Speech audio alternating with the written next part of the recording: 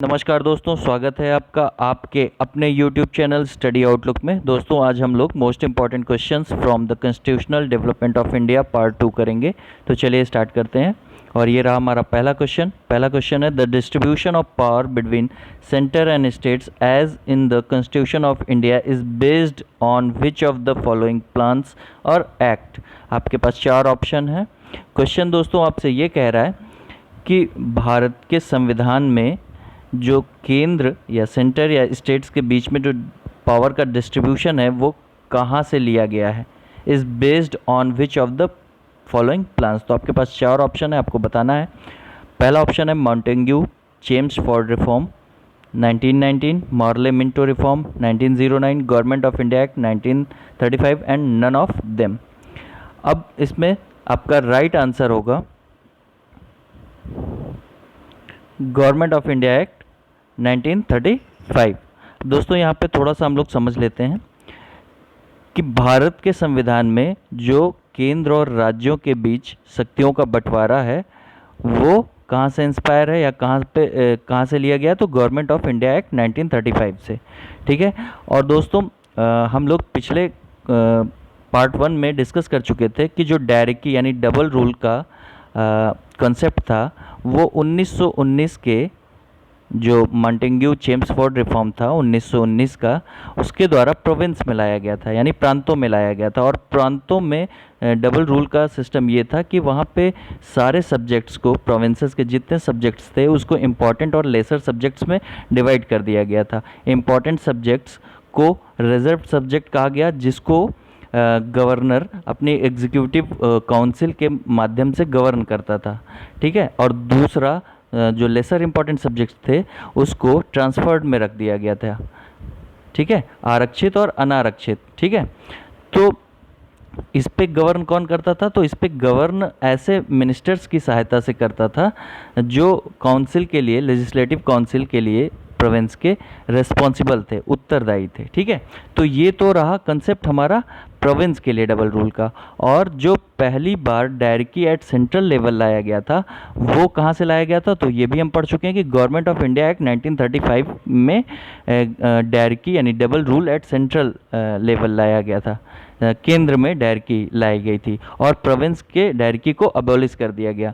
तो हम यहाँ पे समझते हैं ये कि केंद्र के डायरेक्टी का क्या मतलब हुआ, क्या कॉन्सेप्ट था। तो केंद्र में जो डायरेक्टी है वहाँ उसका कॉन्सेप्ट ये है कि वहाँ सारे सब्जेक्ट्स को कुछ केंद्र को और कुछ राज्यों में डिवाइड कर दिया गया। ठीक है। तो ये रहा केंद्र और प्रोविंस का डायरेक्टी यानी डबल रूल। ठीक, चलिए आगे बढ़ते हैं। अगला क्वेश्चन है हमारा the federal system and dietary at the centre was introduced bye. अब देखिए यहाँ पे पिछले क्वेश्चन में हमने डिस्कस कर लिया कि diarchy at centre was introduced by which of act, तो the act of 1935 introduced diarchy at centre level. ठीक है। और फेडरल सिस्टम, ठीक, तो जो ये फेडरेशन ऑफ इंडिया का कंसेप्ट था ये भी पहली बार द एक्ट ऑफ 1935 में इंट्रोड्यूस किया गया। तो अब देखिए यहाँ पे नोट में आपके लिखा भी है कि दिस एक्ट यानी the act of 1935 replaced diarchy in provinces with diarchy at the centre and also envisaged establishment of Federation of India made up both British India and some of princely states। इसका मतलब ये हुआ कि जो dietary 1935 में dietary को centre में लाया गया और डायरेक्टी का क्या कंसेप्ट हुआ कि केंद्र और राज्यों के बीच सब्जेक्ट का बंटवारा हुआ। ठीक। और प्रोविंसेस का जो डायरेक्टी था यानी प्रोविंस का जो डबल रूल उसका कंसेप्ट आप समझ गए हैं कि रिजर्व और ट्रांसफर्ड सब्जेक्ट, ये वहाँ का डायरेक्टी कॉन्सेप्ट था। तो इसको एबॉलिश कर दिया गया। किस एक्ट के माध्यम से ये लाया, तो 1919 के एक्ट के द्वारा था, लेकिन इसको 1935 में एबॉलिश कर दिया गया, प्रोविंस में और सेंटर में लाया गया। और उसके बाद ये कह रहा है कि फेडरेशन ऑफ इंडिया वो का इस्टेब्लिशमेंट किया गया द एक्ट ऑफ 1935 के माध्यम से, जिसमें ब्रिटिश इंडिया और प्रिंसली स्टेट्स को शामिल करके एक फेडरेशन ऑफ इंडिया बनाए जाने का कंसेप्ट था। ठीक है। चलिए अगला क्वेश्चन है हमारा in the federation established under the act of 1935 residuary powers were given to. तो यहाँ पे आपके पास चार ऑप्शन है, federal legislative, provincial legislative, governor general and provincial governor. तो अब यहाँ पे क्वेश्चन कह रहा है कि जो ये federation established under the act of 1935, तो इसमें रेजिडिवरी पावर्स किसको दी गई। अब फेडरेशन इस्टेब्लिश हुआ, ठीक है, फेडरेशन ऑफ इंडिया, ठीक, किस एक्ट के माध्यम से, 1935 में, और यहाँ पे केंद्र और राज्यों के बीच सब्जेक्ट का बंटवारा हुआ, ठीक। अब तो कुछ सब्जेक्ट पे केंद्र बनाएगी और वहाँ पे राज्य प्रोविंस बनाएगा कानून। तो अब इसमें ये हुआ कि जो रेजिडिवल सब्जेक्ट थे, रेजिडिवरी पावर्स थे, यानी जो उस मान लीजिए आज तो ऐसे सब्जेक्ट नहीं है, लेकिन भविष्य में ऐसे सब्जेक्ट हों जो ना केंद्र में आते हों ना राज्य में आते हों, तो उस पे क्या कहते हैं, ऐसे सब्जेक्ट उत्पन्न होने पे उस पे कानून बनाने की ताकत किसको दी गई, पावर किसको दिया गया। तो उसका आंसर होगा आपको कि residuary powers were given to governor general. तो यहाँ पे आपका आंसर हो जाएगा गवर्नर जनरल को रेजिडिवरी पावर्स दिए गए थे, ठीक है। चलिए अगला क्वेश्चन है हमारा, which of the following act led to the separation of Burma from India. अब देखिए ये भी गवर्नमेंट ऑफ इंडिया एक्ट 1935 का ही एक प्रोविज़न है, तो इसका आंसर हो जाएगा गवर्नमेंट ऑफ इंडिया एक्ट 1935। और इसमें क्या कहते हैं, बर्मा को भारत से सेपरेशन करने की डिक्लेरेशन हुई, और जो कि आपका 1937 में इफेक्ट में आया, ठीक है। यानी Burma was separated from India with effect from April 1937 and by which act, तो गवर्नमेंट ऑफ इंडिया एक्ट 1935 के माध्यम से इसको अलग किया गया। और ये इफेक्ट में कब आया, तो 1937 में। आपको ये दोनों चीज़ें ध्यान रखनी है। और अगला पॉइंट है कि दिस एक्ट, यानी इसी एक्ट में abolished the council of secretary of state for India which was created in 1857। अब इसको भी समझ लीजिए कि 1857 के रिवॉल्ट के बाद, जब 1858 में ब्रिटिश क्राउन ने इंडिया के एडमिनिस्ट्रेशन को सीधे अपने हाथों में ले लिया, ठीक, तो उसने बोर्ड ऑफ कंट्रोल और कोर्ट ऑफ डायरेक्टर्स का जो वो था, पोस्ट थी, इसको ख़त्म कर दिया, एबॉलिश कर दिया गया, और एक नई पोस्ट इंडिया के एडमिनिस्ट्रेशन के लिए बनाया गया, जो कि सेक्रेटरी ऑफ स्टेट थी, और उसकी सहायता के लिए council of secretary of state बनाया गया, जो 15 सदस्य थी। वो secretary of state for India की को असिस्ट करने के लिए बनाया गया, ठीक है। चलिए दोस्तों आगे बढ़ते हैं। Which is not correct about government of India act 1935। इसमें चार इंफॉर्मेशन या फिर चार फैक्ट्स दिए गए हैं, कोई एक फैक्ट इसमें गवर्नमेंट ऑफ इंडिया एक्ट 1935 से संबंधित नहीं है, वही आपको बताना है। तो चलिए चेक करते हैं। It provided the establishment of reserve bank of India, सही है। गवर्नमेंट ऑफ इंडिया एक्ट 1935 में ही प्रोविज़न था कि एक रिजर्व बैंक ऑफ इंडिया का इस्टेब्लिशमेंट हो, तो ये ऑप्शन आपका सही है। दूसरा है आपका कमांड, सॉरी ये कमांड नहीं है, communal representation further extended by providing separate electorates for SC, women and labours. अब ये भी सही है। अब यहाँ पे आप ये समझ लीजिए कि जो सेपरेट इलेक्टोरेट्स का कंसेप्ट था, ये पहली बार मुस्लिम्स को गवर्नमेंट ऑफ इंडिया एक्ट 1909 जो मार्ले मिंटो रिफॉर्म है उसके माध्यम से दिया गया था। फिर इसको एक्सटेंड किया गया था ईसाइयों के लिए और बौद्ध के लिए। किस एक्ट में? 5 लोगों के लिए गवर्नमेंट ऑफ इंडिया एक्ट 1919 के मॉन्टेग्यू चेम्सफोर्ड रिफॉर्म में इसको एक्सटेंड किया गया, और उसी को आगे बढ़ाते हुए गवर्नमेंट ऑफ इंडिया एक्ट 1935 में फिर से इसको एक्सटेंड किया गया। ये जो कम्युनल रिप्रेजेंटेशन था, इसके कंसेप्ट को फिर से एक्सटेंड करते हुए अब की बार सेपरेट इलेक्टोरेट्स एससी, वेमेन और लेबर्स को दिया गया। तो आपको ये ध्यान रखना है, ठीक है। तो ये भी एक रिफॉर्म हुआ था 1935 में, तो ये भी सही है। अब तीसरा वाला है, it is the main source of the constitution of India. तो this point is also right, because कि कई ढेर सारे प्रोविजंस 1935 के हमारे कॉन्स्टिट्यूशन में है, ठीक है। यानी भारत के संविधान में बहुत सारे प्रोविजंस वो कहाँ से लिए गए हैं, तो गवर्नमेंट ऑफ इंडिया एक्ट 1935 से, तो ये भी सही है। फिर अगला है it invoices, it means government of India 1935 invoices partition of India, तो ये आपका गलत है। क्यों? क्योंकि पार्टीशन ऑफ इंडिया को ये इनवाइस नहीं करता। चलिए आगे बढ़ते हैं। अगला क्वेश्चन है हमारा, which statement is not correct about regulating act 1773, यानी इसमें भी कोई एक ऑप्शन आपका वो 1773 के रेगुलेटिंग एक्ट से संबंधित नहीं है, यानी उसके रिगार्डिंग नहीं है। तो चलिए इसको भी देखते हैं हम लोग। तो पहला है, this act elevated the governor of Bengal to governor general of Bengal, बिल्कुल सही है, क्योंकि 1773 के ही द्वारा ये प्रोविज़न लाया गया कि जो गवर्नर ऑफ बंगाल है इसको अब गवर्नर जनरल ऑफ बंगाल कहा जाएगा, ठीक है। अच्छा, दूसरा पॉइंट है, Warren Hastings became the first governor general of Bengal, ये भी सही है कि इसी एक्ट के माध्यम से वारन हेस्टिंग्स जो कि गवर्नर ऑफ बंगाल था, इसको गवर्नर जनरल ऑफ बंगाल बना दिया गया, ठीक। अगला पॉइंट है, governor general could vote only in the case of tie, यहाँ पे नोट है, ये वोट है, ठीक है।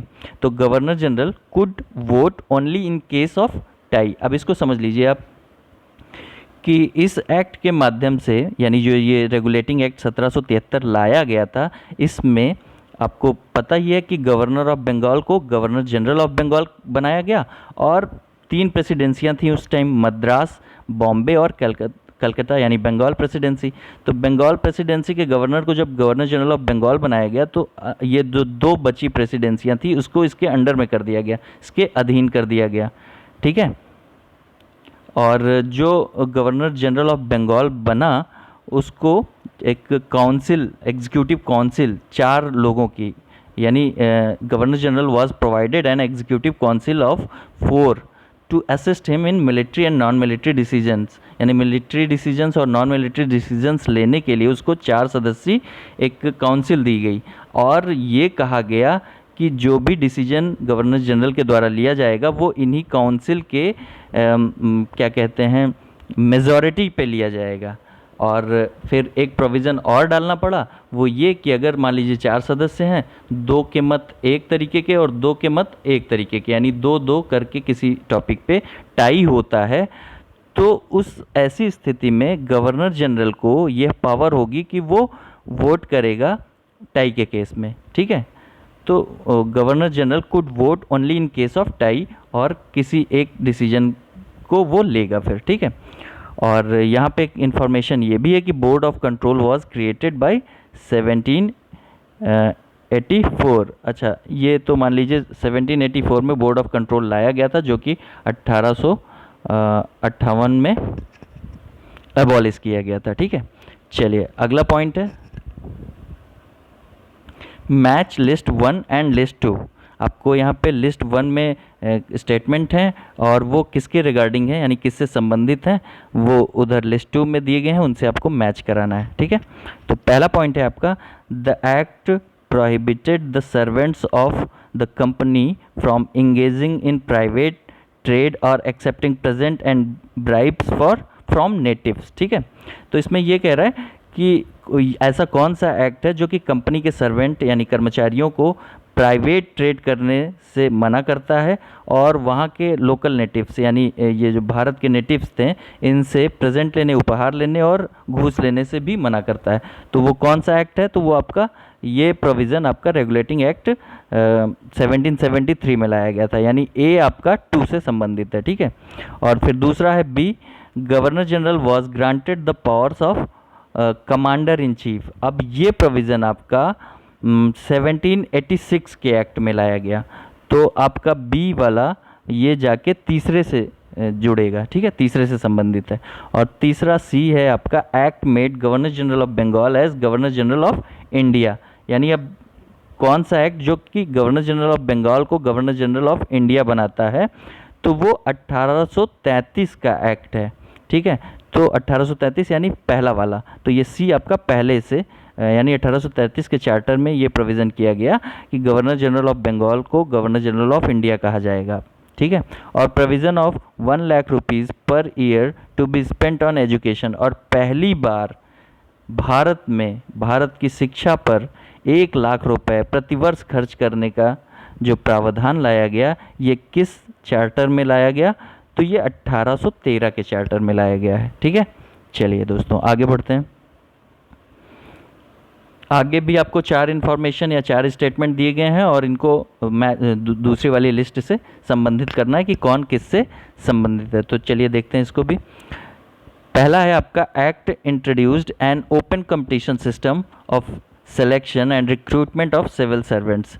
अब यहाँ पे सिविल सर्वेंट्स की जो है अब रिक्रूटमेंट और सिलेक्शन वो पहली बार ऐसा किया गया कि इसके लिए एक ओपन कंपटीशन होगा, यानी एक जिसमें सभी लोग पार्टिसिपेट करेंगे, इंडियंस भी और यूरोपियंस भी, ठीक। तो ये जो है ऐसा सिस्टम किस एक्ट के माध्यम से इंट्रोड्यूस किया गया, वो एक्ट आपको बताना है। तो ये पहली बार इंडियन काउंसिल एक्ट 1861 में लाया गया था, ऐसा प्रोविज़न, ठीक है, 1861 में लाया गया, ठीक। तो अब आप देखिए, सॉरी, ये एक्ट जो है ये आपका चार्टर एक्ट 1853 में लाया गया। सॉरी दोस्तों, ये एक्ट आपका, ये जो act introduced an open competition system for selection and recruitment of civil servants था, ये चार्टर एक्ट 1853 में पहली बार इंट्रोड्यूस कराया गया, ठीक है। और दूसरा, British crown decided to assume sovereignty over India from EIC। अब EIC से एडमिनिस्ट्रेशन अब या सॉवरेनिटी ब्रिटिश क्राउन ने इंडिया के केस में सीधे अपने हाथों में कब लिया? तो ये गवर्नमेंट ऑफ इंडिया एक्ट 1858 में ले लिया, ठीक है, सीधे एडमिनिस्ट्रेशन को अपने हाथों में ले लिया। The participation of Indian representatives in law making process by, अब देखिए ये वाला C वाला पॉइंट है आपका, the participation of Indian representative in law making process initiated by, यानी पहली बार आपको बताना है कि ये प्रोविज़न कब हुआ कि जिसमें पहली बार भारतीयों को भारत के लॉ मेकिंग प्रोसेस में यानी कानून बनाने में पहली बार सम्मिलित किया गया। तो ये प्रोविज़न आपका 1861 में किया गया। हाँ, ये प्रोविज़न आपका इंडियन काउंसिल एक्ट 1861 में भारतीयों को पहली बार भारत के लिए नियम और कानून बनाने के लिए या लॉ मेकिंग प्रोसेस में उनको सम्मिलित किया गया, ठीक है। और D है आपका, Indian members were granted the right to ask questions and discuss the budget. तो ये पहली बार इंडियन मेंबर्स को क्वेश्चन पूछने का और बजट डिस्कस करने का अधिकार, ये आपको इंडियन काउंसिल एक्ट 1892 में दिया गया। तो यहाँ पे 4 के चारों ये बहुत इंपॉर्टेंट है, ये आपके क्वेश्चन पूछे गए हैं और पूछे भी जा सकते हैं। तो आपको यहाँ पे इन चारों को ध्यान में रखना है कि कौन सा प्रोविज़न किस एक्ट में किया गया।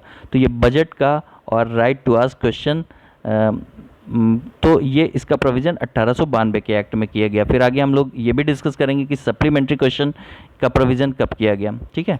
चलिए अब यहाँ पे देखिए थोड़ी से इससे नोट करके कुछ पॉइंट हैं, आप इसको भी देख लीजिए। Under the act 1857, under the act 1858 post name of governor general was renamed viceroy of India. अब देखिए यहाँ पे 1858 में क्या कर दिया गया कि जो गवर्नर जनरल था, गवर्नर जनरल ऑफ इंडिया जो कहा जाता था, अब उसको वायसराय ऑफ इंडिया कहा जाएगा और लॉर्ड कैनिंग पहला वायसराय बना, ठीक है, ठीक। और board of control and court of directors came to end, और बोर्ड ऑफ कंट्रोल और कोर्ट ऑफ डायरेक्टर्स का जो पद था ये इसको एबॉलिश कर दिया गया और एक भारत के एडमिनिस्ट्रेशन की जिम्मेदारी यानी इंडियन अफेयर्स के लिए एक नया पोस्ट वहाँ एस्टेब्लिश किया गया, सेक्रेटरी ऑफ स्टेट ये बनाया गया, ठीक है। और दोस्तों एक बहुत ही इम्पॉर्टेंट पॉइंट यहाँ पे है कि इंडियन काउंसिल एक्ट 1892 में, अभी देखिए 1892 का एक हमने डेवलपमेंट देखा था कि पहली बार किसको दिया गया, इसमें पहली बार आपका इंडियन मेंबर्स को क्वेश्चन पूछने का और बजट डिस्कस करने का अधिकार दिया गया था, ठीक, 1892 में। और 1892 में ही एक और डेवलपमेंट किया गया था कि पहली बार प्रिंसिपल ऑफ इलेक्शन इंट्रोड्यूस किया गया, यानी चुनाव के सिद्धांत को, लेकिन चुनाव की प्रक्रिया का पालन नहीं किया गया। चुनाव की प्रक्रिया को बहुत स्मार्टली टाल दिया गया, लेकिन चुनाव के सिद्धांत को इम्प्लीमेंट किया गया या चुनाव के सिद्धांत को इंट्रोड्यूस किया गया, ठीक है। चलिए आगे बढ़ते हैं। अगला क्वेश्चन है which is not correct for Indian council act 1909। अब इसमें से बताना है आपको कि ये इंडियन काउंसिल एक्ट 1909 से संबंधित नहीं है। तो हम लोग एक एक करके चेक करते हैं। It provided for the association of Indians with executive council of viceroy. बिल्कुल सही है, क्योंकि 1909 में ही ये प्रोविज़न किया गया कि अब भारतीयों को वायसराय की कार्यकारिणी परिषद में सम्मिलित किया जाएगा, यानी उससे एसोसिएट किया जाएगा। तो ये बिल्कुल सही है। पहली बार इसका प्रोविज़न कब हुआ था? 1909 में, कि वायसराय के एग्जीक्यूटिव काउंसिल में अब भारतीय भी सम्मिलित हो सकेंगे। दूसरा है the member of councils were right of discussion and asking supplementary question. अब देखिए 1909 में ही 1892 में आपका वो वाला प्रोविज़न हुआ कि क्वेश्चन पूछ सकते हैं और बजट डिस्कस कर सकते हैं, और सप्लीमेंट्री क्वेश्चन पूछने का अधिकार 1909 के प्रोविज़न में दिया गया। ठीक है, 1909 में दिया गया। और तीसरा है the act provided separate electorates for Muslims. अब यहाँ पे आपको ये बहुत इंपॉर्टेंट है कि इसी में 1909 के इंडियन काउंसिल एक्ट, जिसको मार्ले मिंटो रिफॉर्म्स कहते हैं, इसको ही इसमें ही पहली बार सेपरेट इलेक्टोरेट्स वो मुस्लिमों के लिए दिया गया, और इसी कारण से लॉर्ड मिंटो को फादर ऑफ कम्युनल इलेक्टोरेट्स कहा गया। यानी मिंटो ही वो फादर ऑफ कम्युनल इलेक्टोरेट्स इनको कहा गया। क्यों? क्योंकि इन्होंने पहली बार सेपरेट इलेक्टोरेट्स मुस्लिम्स के लिए दिया। ठीक है, और जो कि बाद में पार्टीशन का, इंडिया के पार्टीशन का एक बेस भी बना, आधार भी बना। और चौथा क्या है? Indian members were granted the right to ask question and discuss budget in legislative council. तो ये वाला प्रोविज़न तो आपका 1892 में ही हो गया था, क्वेश्चन पूछने का और बजट पे डिस्कस करने का। 1909 में जो हुआ वो आस्किंग सप्लीमेंट्री क्वेश्चन का राइट दिया गया। ठीक है, तो आप इसको ध्यान रखेंगे। यहाँ पे फोर्थ वाला इससे संबंधित नहीं है, तो ये आपका सही होगा। अगला क्वेश्चन है हमारा, Congress ministry was formed in how many provinces in the election of year 1937। अब आप देखिए लगातार मूवमेंट कांग्रेस बढ़ा रही थी, आंदोलन, राष्ट्रीय आंदोलन सक्रिय हो रहा था। तो उसमें क्या हो रहा था कि अब उन्होंने प्रांतों में एक स्वायत्त सरकार की मांग की। ठीक है, तो 1937 में ये हुआ कि एक चुनाव कराया जाए प्रोविंस में। ठीक है, तो अब यहाँ पे जब चुनाव हुआ, इलेक्शन हुआ, तो प्रोविंस में कितने प्रोविंस में चुनाव हुए और कितने में कांग्रेस की मिनिस्ट्री बनी, यानी कांग्रेस गवर्नमेंट बनी। ठीक है, आपको ये बताना है। ठीक, तो देखिए अब गवर्नमेंट ऑफ इंडिया एक्ट 1935 में ये प्रोविज़न किया गया कि प्रोविंशियल इलेक्शन कराए जाएं। ठीक है, तो प्रोविंशियल इलेक्शन वो 1936 और 1937 के पीरियड में प्रांतों में, प्रोविंस में इलेक्शन हुआ। किस एक्ट के माध्यम से? तो गवर्नमेंट ऑफ इंडिया एक्ट 1935 में। और 11 स्टेट में चुनाव हुए। ठीक, चुनाव 11 स्टेट्स में कराए गए, और जो कांग्रेस की गवर्नमेंट बनी वो 8 स्टेट्स में बनी। तो यहाँ पे आपका आंसर हो जाएगा दूसरा। ये दूसरा ऑप्शन सही है कि आउट ऑफ 11 8 प्रोविंसेस में कांग्रेस की गवर्नमेंट बनी। ठीक है, चलिए आगे बढ़ते हैं। अगला क्वेश्चन है the proposal for framing of the constitution of India by an elected constituent assembly was made by. अब देखिए सबसे यहाँ क्वेश्चन ये पूछ रहा है या ये कह रहा है कि सबसे पहले भारत के संविधान, या यूँ समझिए आप कि ऐसा कौन सा मिशन है या एक्ट है जिसमें पहली बार ये प्रपोज़ल रखा गया ब्रिटिशर्स की तरफ से या ब्रिटिश गवर्नमेंट की तरफ से कि भारत का संविधान भारतीयों द्वारा निर्मित संविधान सभा से बनाया जाएगा। तो ये प्रपोज़ल सबसे पहले कब आया? तो ये प्रपोज़ल सबसे पहले क्रिप्स मिशन 1942 में आया। ठीक है, उस टाइम क्या हो रहा था? वर्ल्ड वॉर सेकेंड चल रहा था, और भारतीय यानी कांग्रेस ने बहुत दबाव बना रखा था ब्रिटेन गवर्नमेंट पे। तो ब्रिटेन गवर्नमेंट ने आश्वासन दिया कि जब वर्ल्ड वॉर 2 ख़त्म होगा तब कॉन्स्टिट्यूएंट असेंबली का गठन होगा जिसमें केवल भारतीय होंगे, और उन्हीं को अपने भारत के लिए, यानी भारतीयों को ही भारत के लिए संविधान बनाने का अधिकार होगा। तो ये प्रपोज़ल जो है ये पहली बार कब दिया गया? तो क्रिप्स मिशन 1942 के माध्यम से दिया गया। चलिए आगे बढ़ते हैं। अगला क्वेश्चन है which one is related to Ilbert Bill in reference to colonial rule in India। ठीक है, तो यहाँ पे ये इल्बर्ट बिल है, इससे संबंधित कौन सा है। ठीक है, कॉलोनियल रूल में, यानी क्या कहते हैं, कॉलोनियल फेज़ में भारत में जब ब्रिटिश का चल रहा था शासन, तो उसी टाइम में एक इल्बर्ट बिल लाया गया था, तो उससे संबंधित इसमें से कौन सा है आपको ये बताना है। ठीक है, तो देखिए पहला वाला है to amend the arms act for weapon permit to Indians, गलत है ये। दूसरा है to bring Indians and Europeans at equal status as far as the penal jurisdiction of court was concern. तो आप सबसे पहले यही आपका राइट आंसर है, आप इस इल्बर्ट बिल को समझ लीजिए। इल्बर्ट बिल 1883 में ये वायसराय रिपन, उस टाइम के जो वायसराय थे रिपन, उनके द्वारा इंट्रोड्यूस किया गया था। और इसमें ये प्रोविज़न था कि जो इंडियन जजेस या मजिस्ट्रेट होंगे उनको ये अधिकार होगा, या ये अधिकार दिया जाएगा इस बिल के माध्यम से, कि वो ब्रिटिश अफेंडर्स होंगे क्रिमिनल केसेस के लिए, उनकी भी सुनवाई वो कर सकेंगे, यानी वो उनके जुरिडिक्शन में आएंगे। लेकिन ये उनके विरोध के कारण ये बिल पास नहीं हो सका।